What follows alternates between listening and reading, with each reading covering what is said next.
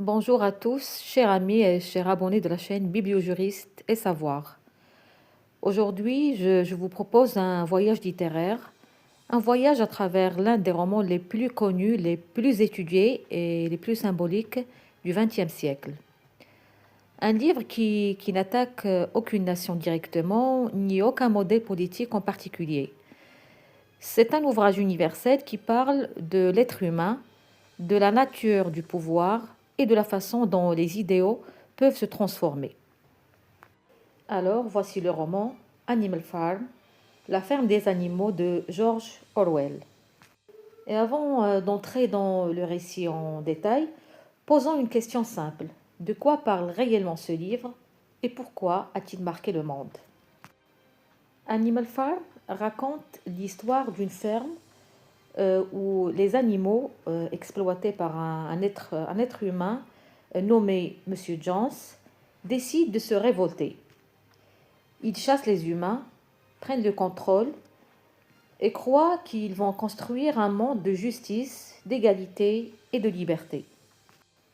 Mais au fil du temps, les animaux leaders, plus précisément les cochons, prennent le pouvoir, modifient les règles et finissent par ressembler exactement à ceux qu'ils avaient renversés. Ce n'est pas une satire d'un pays particulier, mais une réflexion philosophique sur la nature humaine lorsque l'on détient le pouvoir.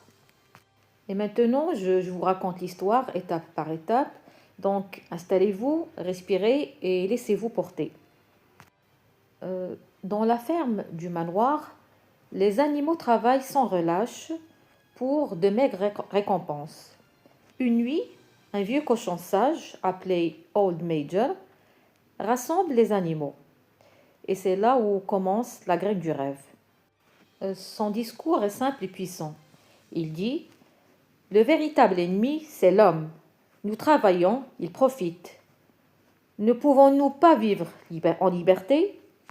Et quelques jours plus tard, Old Major meurt, mais sa parole devient une flamme. Et cette flamme mène à la révolution. Les animaux se soulèvent et chassent Monsieur Jones. Ils proclament un nouveau monde, une nouvelle ère. Ils écrivent sur le mur les 7 commandements dont le plus célèbre dit « Tous les animaux sont égaux ». À cet instant, tout le monde croit que le rêve est devenu réalité. Et 2 leaders apparaissent. 2 cochons qui se démarquent. C'est Snowball, qui est intelligent, dynamique, visionnaire, et Napoléon, silencieux mais avide de pouvoir. Progressivement, les tensions s'installent. Napoléon entraîne alors secrètement des chiens qui deviendront sa garde personnelle. Et un jour, Snowball est expulsé. Napoléon devient alors le chef absolu. Et à partir de ce moment-là, les règles commencent à être modifiées. Les cochons gardent le lait et les pommes, ils dorment dans des lits, ils boivent de l'alcool et à la fin, ils marchent sur 2 pattes. La phrase du mur change silencieusement. Ce n'est plus tous les animaux sont égaux, mais tous les animaux sont égaux, mais certains sont plus égaux que d'autres. Puis vient la scène finale où les animaux observent les cochons fêter avec les humains. Ils rient ensemble, ils trinquent, ils négocient. Les animaux regardent à travers la fenêtre et ne savent plus distinguer qui est cochon et qui est humain. Tout est devenu identique. Puis, après avoir entendu cette histoire, une question demeure. Quel est le vrai message derrière ce roman? George Orwell nous montre que la corruption ne vient pas seulement du système, mais plutôt de l'être humain lorsqu'il détient un pouvoir sans contrôle. Les révolutions peuvent changer les slogans, mais pas toujours les comportements. Car la liberté exige conscience, éducation et responsabilité. Ce texte peut s'appliquer à n'importe quelle époque, n'importe quel peuple, sans viser personne. Et voilà, chers amis, aujourd'hui, nous n'avons pas cherché à critiquer un modèle ou un pays. Nous respectons nos partis et leurs dirigeants. Nous avons seulement étudié un livre littéraire mondial afin de mieux comprendre la psychologie humaine et l'histoire des idées.